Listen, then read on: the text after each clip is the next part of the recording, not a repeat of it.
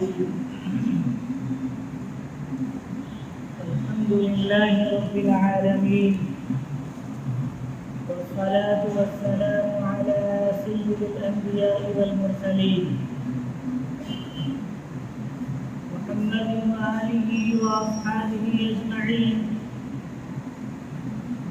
أما بعد، أعوذ بالله من الشيطان الرجيم. بسم الله الرحمن الرحيم. لقد من الله على المؤمنين إذ بعث فيهم رسولا يتلو عليهم آياته ويزكيهم ويعلمهم الكتاب والحكمة وإن كانوا من قبل لفي ضلال مبين. صدق الله العظيم. میرے محترم بزرگوں اور دوستوں اور عزیز اسلامی اور دینی بھائیوں، سورہ آل عمران کی آیت نمبر 164 تلاوت کی گئی ہے. دعا فرمائے اللہ رب العزت کچھ مفید باتیں کہنے کی توفیق عطا فرمائے.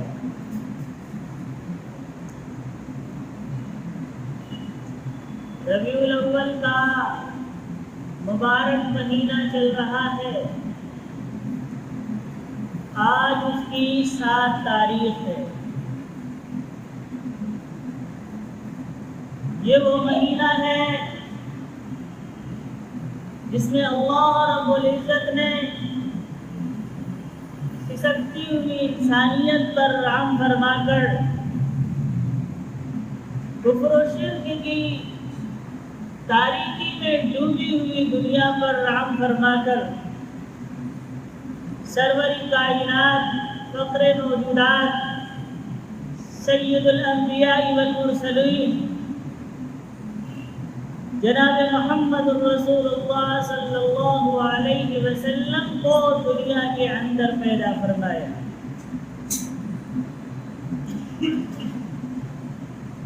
علماء لکھتے ہیں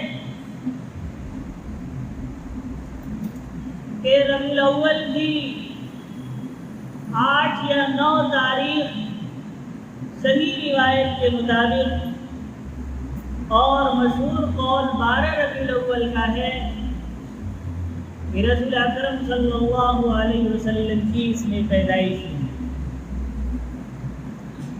پیر کا دن تھا 20 یا 22 اپریل 571 عیسوی تھی. صبح صادق کا پرنور وقت تھا جس وقت میں رسول اکرم صلی اللہ علیہ وسلم کی آمد پربہار ہوئی. اور اس شان کے ساتھ آپ صلی اللہ علیہ وسلم کی ولادت ہوئی. حضرت عثمان بن ابی العاص رضی اللہ تعالی عنہ کی والدہ فاطمہ فرماتی ہے کہ جس وقت رسول اکرم صلی اللہ علیہ وسلم کی ولادت ہوئی اس وقت میں آپ صلی اللہ علیہ وسلم کی والدہ کے ساتھ حجرہ میں موجود تھی.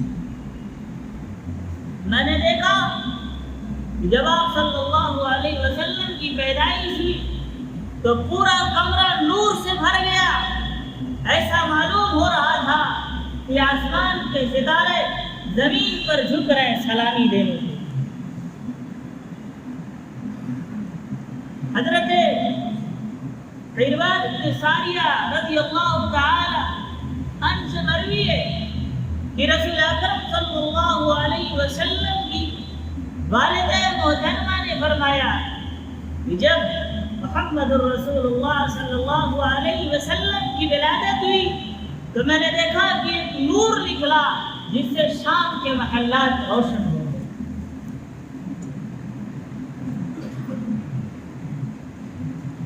مدینہ کے اندر ایک یہودی تجارت کی مکہ کے اندر ایک یہودی تجارت کی غرض سے رہا کرتا تھا. جس رات آپ صلی اللہ علیہ وسلم کی ولادت ہوئی اس نے اسی رات میں مکہ والوں سے کہا پتہ کرو آج کوئی بچہ پیدا ہوا ہے. تو لوگوں نے کہا ہمیں تو کوئی خبر نہیں کہ کوئی بچہ پیدا ہوا ہے یا نہیں ہوا ہے۔ تو اس نے کہا تحقیق کرو، پتہ کرو تو کہ آج رات میں جو بچہ پیدا ہوگا وہ اس امت کا نبی ہوگا، اور پتہ کرو وہ 2 دن تک اپنی ماں کا دودھ نہیں پیے گا جو کہ ایک جنی نے اس کے منہ پہ انگوٹھا لگا رکھا ہے، اور اس کی پشت پر علامت ہوگی، مہر نبوت ہوگی، جاؤ دیکھو کوئی نہ کوئی بچہ آج کی رات میں ضرور پیدا ہوا ہے۔ جب تحقیق کی گئی تو پتہ چلا کہ عبد المطلب کے یہاں پوتا پیدا ہوا ہے۔ وہ شخص آیا اور اس نے چہرہ دیکھا بچے کا، اور پھر اس کے بعد پشت مبارک پر مہر نبوت دیکھی، بے ہوش ہو کر گر گیا۔ جب ہوش آیا لیکن ہائے افسوس، نبوت بنی اسرائیل سے نکل کر قریش میں چلی گئی۔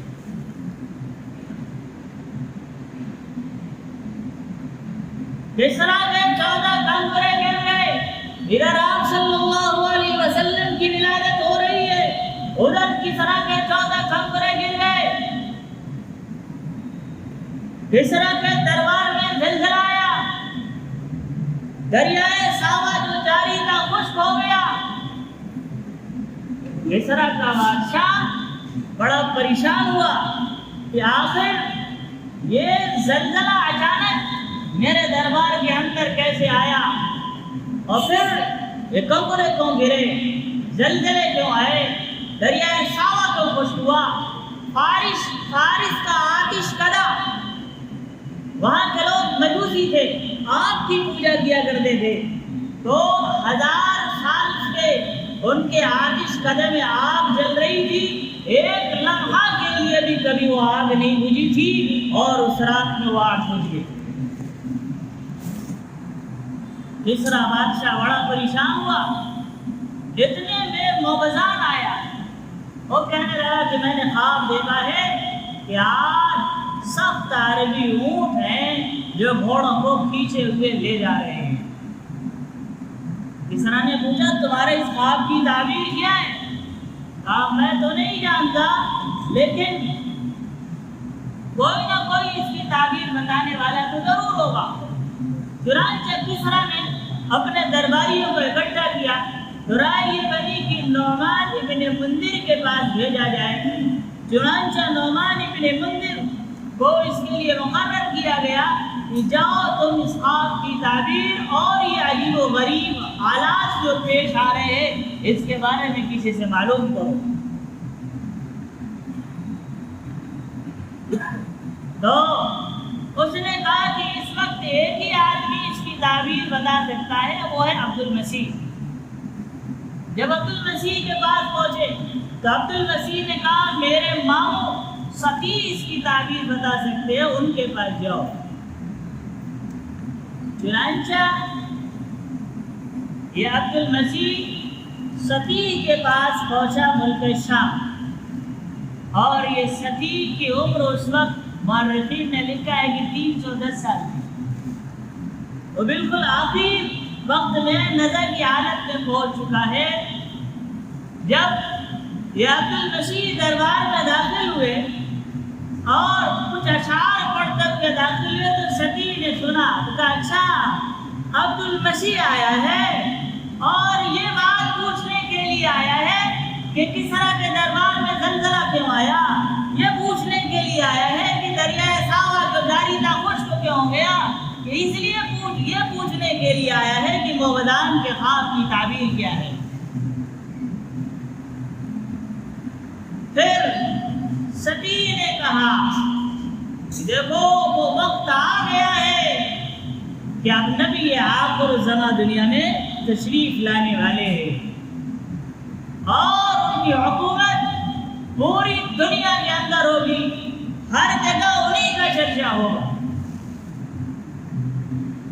اور رہی بات یہ 14 کنکرے کیوں گرے، تو اس کی وجہ یہ ہے یہ کسریٰ کی حکومت 14 پشتوں کے بعد ختم ہو جائے گی۔ جب یہ تعبیر لے کر کسریٰ کے دربار میں آیا تو کسریٰ کہنے لگا 14 پشتیں بہت ہیں، اس میں تو بہت وقت لگے گا، پتہ چلا کہ 4 سال کے اندر 10 پشتیں ختم ہو گئی، 10 بادشاہتیں ختم ہو گئی، یہ کیبادی بھی قتل کر دیے گئے، اور پھر جو بچے تھے وہ حضرت عثمان رضی اللہ تعالی عنہ کے دور میں ختم ہو گئے۔ رسول اکرم صلی اللہ علیہ وسلم کی پیدائش بھی 7ویں دن حضرت عبد المطلب نے رسول اکرم صلی اللہ علیہ وسلم کا عقیقہ فرمایا، اور آپ صلی اللہ علیہ وسلم کا نام محمد رکھا۔ جب آپ نے رسول اکرم صلی اللہ علیہ وسلم کا نام محمد رکھا تو لوگ کہنے لگے تم نے بچے کا ایسا نام رکھا ہے، نہ تمہارے آباء و اجداد نے کسی نے رکھا ہے، نہ خاندان کے کسی فرد نے یہ نام رکھا ہے، تم نے یہ نام کیوں رکھا؟ تو عبد المطلب نے کہا محمد کا نام، محمد کے معنی ہے جس کی خوب تعریف کی جائے، میں چاہتا ہوں میرے اس بچے کی تعریف اللہ آسمان میں کرے، زمین پر اس کی مخلوق کرے۔ پھر اس نام کی برکت کیا ہوئی؟ اس نام کے برکت کا ظہور اس طرح ہوا کہ اللہ رب العزت نے پوری دنیا کے اندر محمد کے نام کا چرچا کر دیا۔ جتنی رسول اکرم صلی اللہ علیہ وسلم کی تعریف کی جاتی ہے، جتنی آپ کی کمالات بیان کیے جاتے ہیں، صفات بیان کیے جاتے ہیں، اخلاق حمیدہ بیان کیے جاتے ہیں، جتنا آپ کا تذکرہ ہوتا ہے دنیا میں کسی شخص کا اتنا تذکرہ نہیں ہوتا۔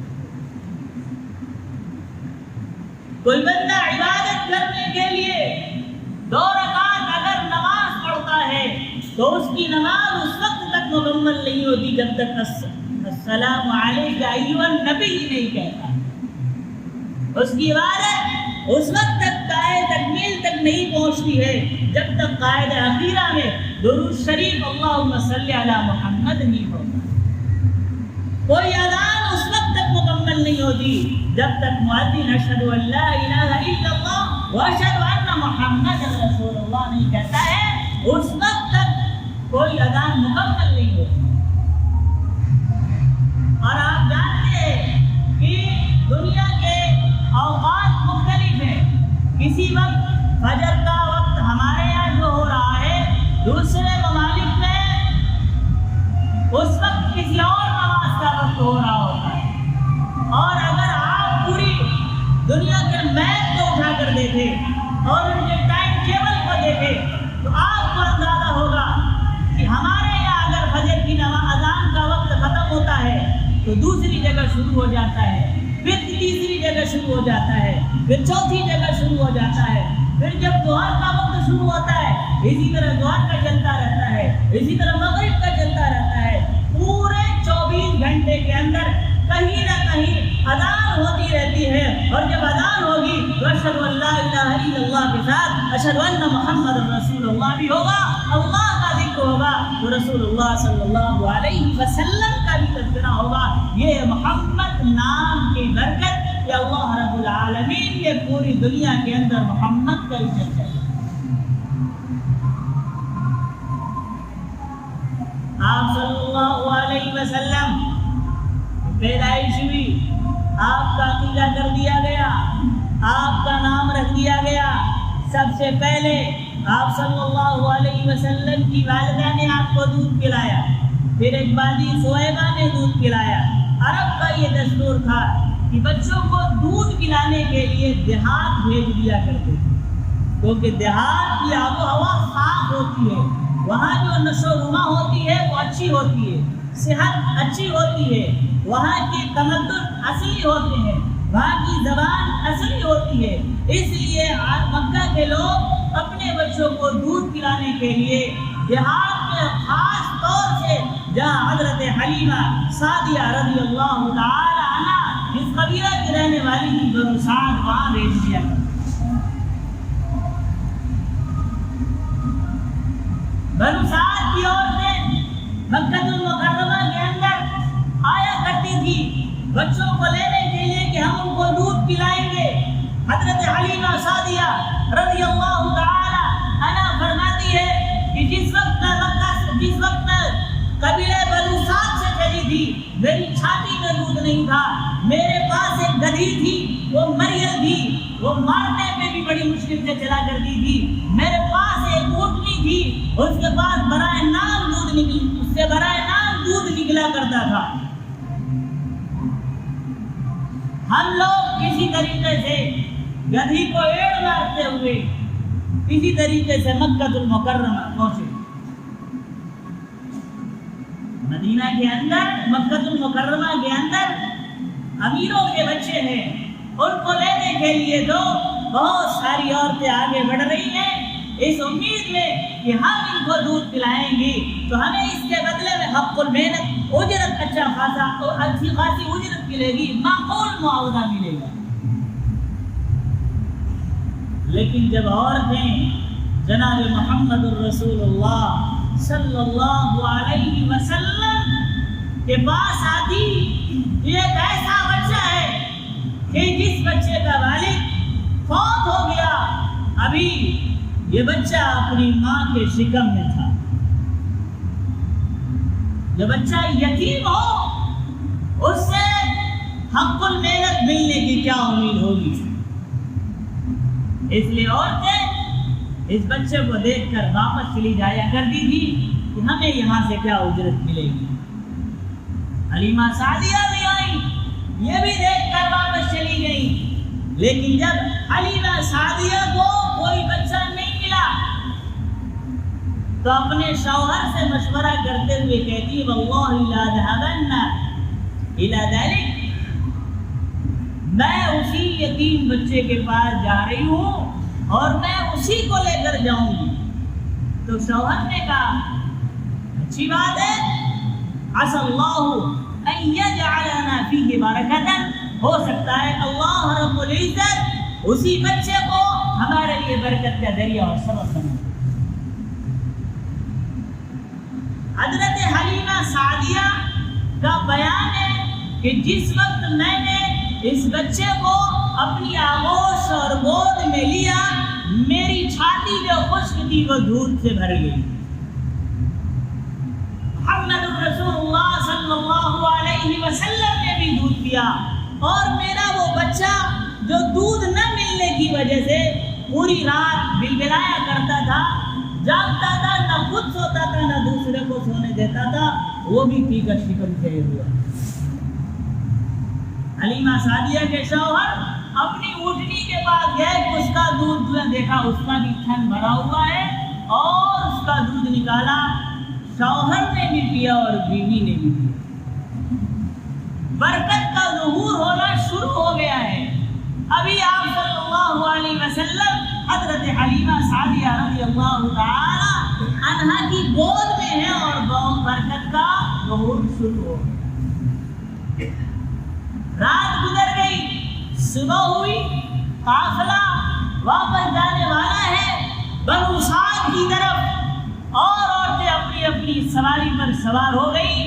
حضرت حلیمہ سعدیہ رسول اللہ صلی اللہ علیہ وسلم کو اس گدھی پر لے کر سوار ہوئی جس کو بڑی مشکل سے مار مار کر دھکا دے کر لائی تھی۔